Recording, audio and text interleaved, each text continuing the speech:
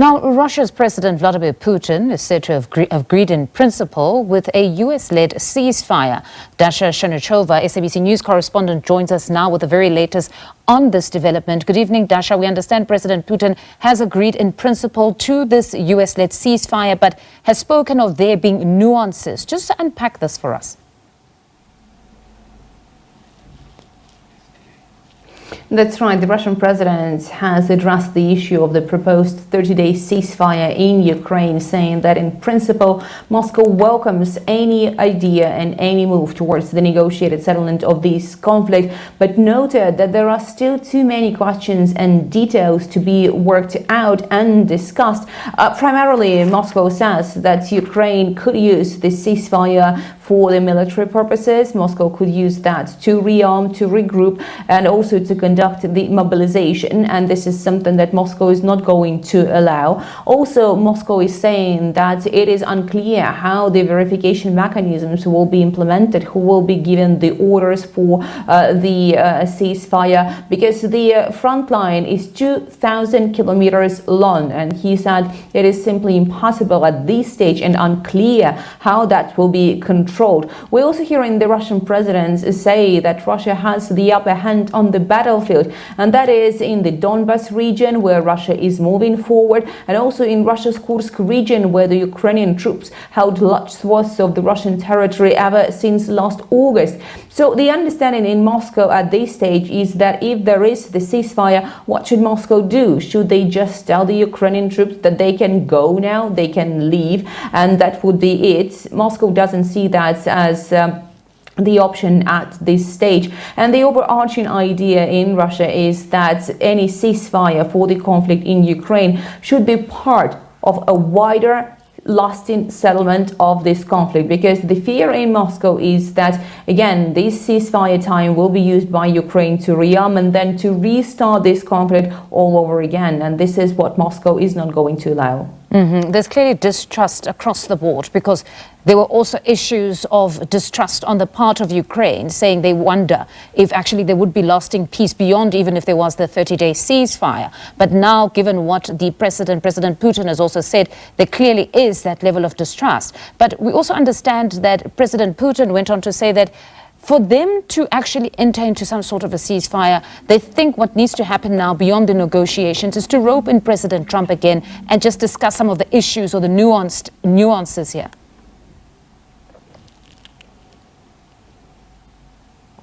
That's exactly what we understand will be taking place in the coming days. The Russian president said that it's not a rejection of the ceasefire, but those nuances have to be worked out. And later on Thursday, the Russian president is expected to hold a meeting with the American representatives, including Steve Witkoff, the U.S. Middle East envoy and one of the negotiators, as well as other representatives of the United States, who traveled to Moscow to discuss this ceasefire proposal, but also the wider context of the Russian-American relations. After all, the Russian president said that he could also hold a conversation with the US President Donald Trump. That conversation would also be important, because we have repeatedly heard Donald Trump now saying that it will be very bad if Russia rejects the ceasefire proposal. But Russia insists that what is happening at this stage is the exchange of opinions, and this is the normal practice. So the hope in Moscow is that the US will listen to Russia's concerns, they will be addressed, and then certainly we could be talking about the start of the negotiations on the Ukraine settlement, because again, Moscow says those talks have not started, at least not the ones involving Russia yet. And then as for Vladimir Putin himself, when he speaks of a need for long-lasting peace, which is something that both countries would agree to, what are the demands? What would be a situation that allows, or what would need to be at the negotiating table to allow for long-lasting peace?